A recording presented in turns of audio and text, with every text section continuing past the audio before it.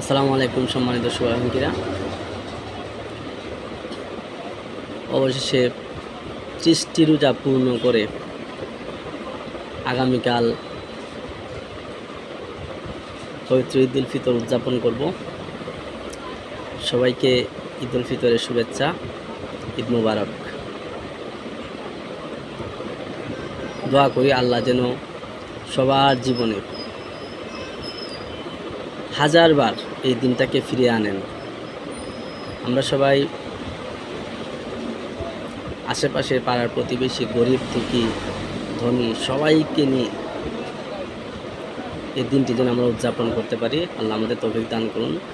আমরা সবাই খেয়াল রাখি, আপনি আমি আনন্দ করতেছি, আশেপাশের দরিদ্র গরিব এতিম মিসকিন অনেক অনেক মানুষ আছে এরকম, যারা আপনার হাতের দিকে আমার হাতের দিকে তাকিয়ে আছে, হয়তো বলতে পারতেছে না লজ্জায়। এবং মধ্যবিত্ত পরিবারও এমন অনেক পরিবার আছে যারা লজ্জায় বলতে পারতেছে না, বলতেও পারতেছে না, সহ্য করতে পারতেছে না।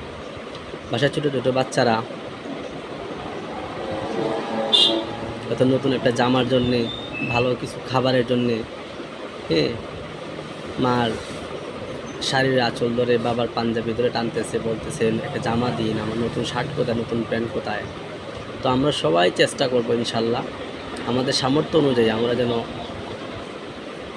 ওই মানুষগুলোর পাশে দাঁড়াতে পারি। সর্বোচ্চ চেষ্টা করলে ইনশাল্লাহ আল্লাহ একটা ব্যবস্থা করে দিবে, বিশ্বাস করি এটা। আর সবাই ঈদ নামাজে দাঁড়িয়ে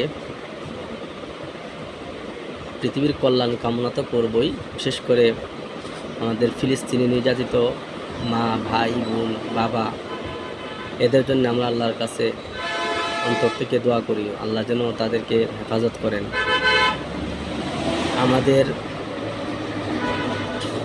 আমাদের এই ভাই বোনগুলা অ্যাকচুয়ালি এই যে একটা মাস যে তারা রোজা রাখছে, আসলে আমরাও রোজা রাখছি, আপনিও রাখছেন, আমি রাখছি, সবাই রাখছি আমরা রোজা।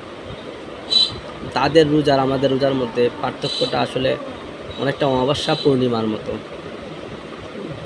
আমরা পূর্ণিমার আলোতে বসে ভাত খাইছি, আর ওই ভাই বোনগুলা বোমার জলকানো রশ্মিতে বসে ভাত খাইছে। ভাতও পায় নাই, শুধু পানিকে, এমনও অনেক আছে যারা শুধু পানিও পায় নাই।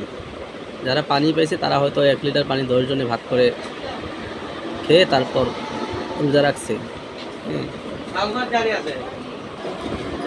তো যা বলছিলাম, আমরা তাদের জন্য অন্তর থেকে আল্লাহর কাছে দোয়া করি, আল্লাহ ওই ভাই বোনকে হেফাজত করেন।